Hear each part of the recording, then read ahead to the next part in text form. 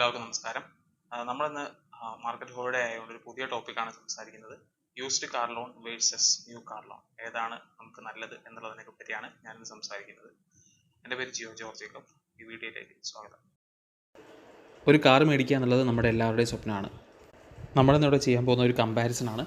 അത് used car ലോണും പുതിയ കാർ ലോണും ഇതിലേതാണ് ഒരാൾക്ക് ഏറ്റവും അനുയോജ്യമായത് എന്നതിനെ പറ്റിയാണ് നമ്മൾ സംസാരിക്കുന്നത്.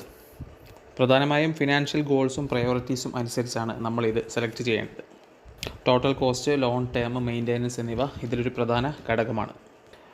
പുതിയ കാറിനുള്ള ലോണായാലും സെക്കൻഡ് ഹാൻഡ് അതായത് യൂസ്ഡ് കാറിനുള്ള ലോണായാലും അതിൻ്റേതായ അഡ്വാൻറ്റേജസും ഡ്രോബാക്സോട് കൂടിയാണ് വരുന്നത്. അപ്പോൾ നമ്മളൊരു കമ്പാരിസണാണ് ഈ വീഡിയോയിലൂടെ ഉദ്ദേശിക്കുന്നത്.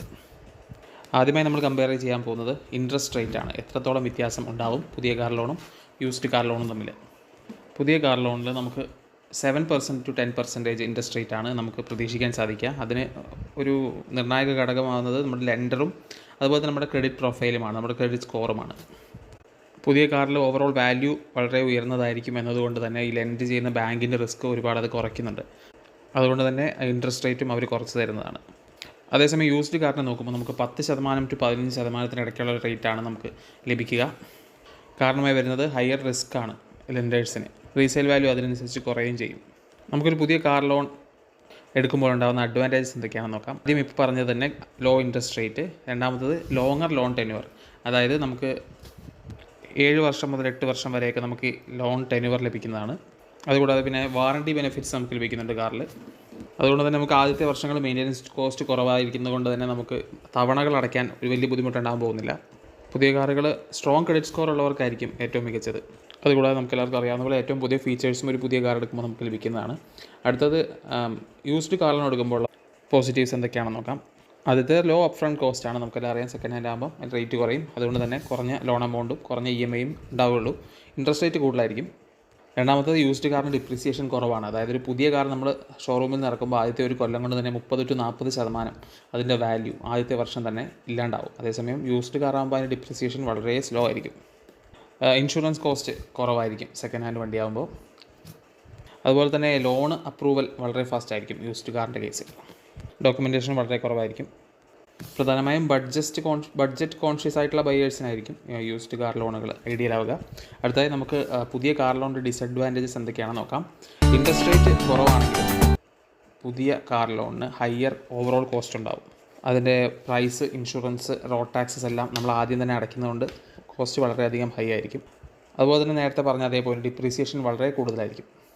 പിന്നെ ഈ ലോൺ ടെന്യൂർ വളരെ ലോങ് ആയിരിക്കുന്നതുകൊണ്ട് തന്നെ ഫൈനാൻഷ്യൽ ഒബ്ലിഗേഷൻസ് ഒരുപാട് കാലം നീണ്ടു പോകാനുള്ള സാധ്യതയുണ്ടല്ലോ. അടുത്തതായി യൂസ്ഡ് കാർ ലോണിൻ്റെ ഡിസഡ്വാൻറ്റേജ് നോക്കുമ്പോൾ ഹയർ ഇൻട്രസ്റ്റ് റേറ്റ്സ്, അതൊരു പ്രശ്നമാണ്. നമ്മൾ നേരത്തെ പറഞ്ഞ കാര്യം തന്നെയാണ്. അടുത്തത് ലിമിറ്റഡ് ലോൺ ടെന്യൂർ, അതായത് ഈ സെക്കൻഡ് ഹാൻഡ് കാറിന് പൊതുവേ ലെൻഡേഴ്സ് അധിക കാലാവധി നീട്ടി തരാറില്ല. മറ്റേ കാറിൽ ഒരു 7 കൊല്ലം 8 കൊല്ലം നമുക്ക് തരാറില്ല. വളരെ കുറഞ്ഞ കാലം കൊണ്ട് തന്നെ, അതായത് 36 മാസം അതുപോലെ 48 മാസം കൊണ്ട് തന്നെ നമ്മുടെ മൊത്തം അടവും തീർക്കേണ്ടതായിട്ടുണ്ട്. അതുകൊണ്ട് തന്നെ മാസ അടവ് വളരെ കൂടിയതായിട്ട് നമുക്ക് കാണാൻ സാധിക്കും.